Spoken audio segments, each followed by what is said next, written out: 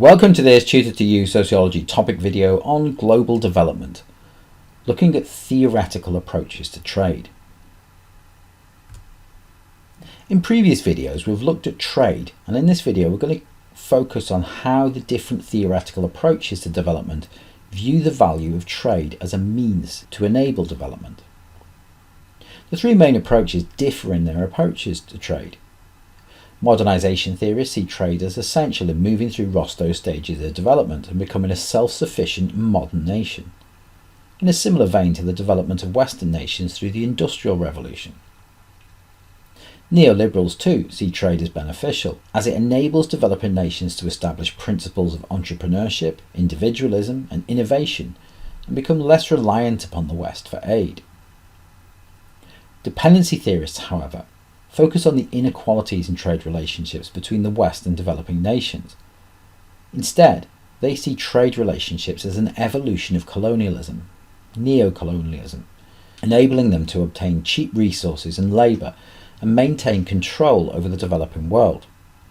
And in this video we're going to examine these approaches in more detail.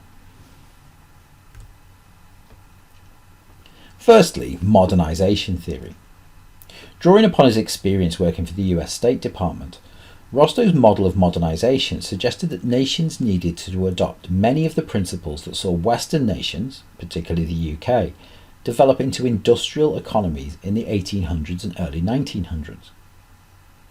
Rostow argued that the prime driver of change from agricultural society to an era of mass consumption was a nation's ability to trade effectively. At each stage, generating a surplus of products and selling those for a profit allows developing nations to reinvest the profit back into the economic infrastructure and move forwards.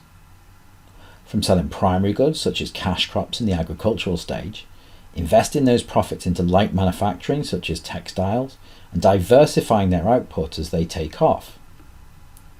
Once this basic infrastructure is developed, further profits are invested into heavier manufacturing and better transport infrastructures as a nation drives to maturity. Eventually, their economy will be based around service sector work and consumption, and their agricultural past would be left behind as a truly developed modern nation emerges. However, in practice, there are many barriers to this process. Neoliberals also favour trade, particularly as an alternative to aid, although this does not exclude them from using aid as a means to an end. Neoliberals argue that Western nations establish their position of dominance through the development of trade, and like modernisation theorists, cite Western European nations as an example for developing nations to aspire to. However, rather than developing from within, neoliberals argue that developing nations should look to Western expertise to help them develop their economic infrastructure. Again, critics would argue this is a form of ethnocentrism, assuming that models that worked in the West can easily be applied to different cultures. For Reid Henry, the process of development is a convenient tool in order to facilitate increased trade liberalisation. They argue that there is a need to use Western expertise. This is encouraged through developing free trade policies and structural adjustment policies that are attached to aid donations helps them to achieve this. These policies advocate that in order to develop, nations should remove obstacles to Western investment, such as trade tariffs. Developing nations should also privatise their public services, usually using Western companies, and that they should encourage the growth of individualism and innovation, part of which includes moving to formal employment, once again usually for Western TNCs. However, implementation of these ideas, according to neoliberals, will lead to trade developing as TNCs are able to purchase resources found in the developing world, for example minerals and precious metals.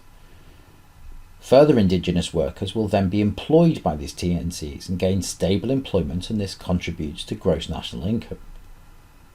This will then contribute to other sectors as workers are able to purchase goods and services, with the investment of TNCs being seen to produce what is called an economic multiplier effect, having greater impacts across the economy, so that more money comes out than investment is put in. Perhaps, unsurprisingly, critics of these ideas come from Marxist or dependency theorists. Dependency theorists argue that trade is a form of neo-colonialism, replacing the old colonial masters from which developing nations have gained their independence and replacing them with transnational corporations.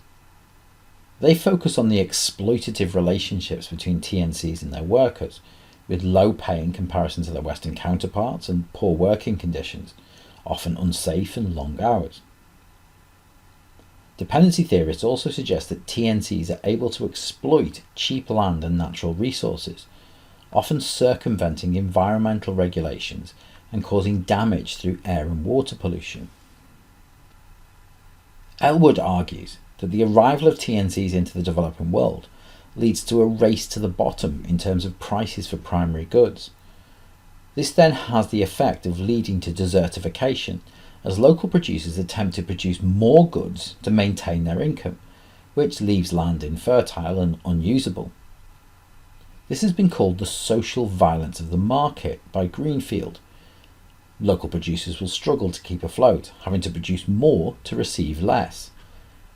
While this occurs, transnational corporations are able to use their political power, gained from courting elected officials, to circumvent labour and environmental legislations designed to protect those that are being exploited.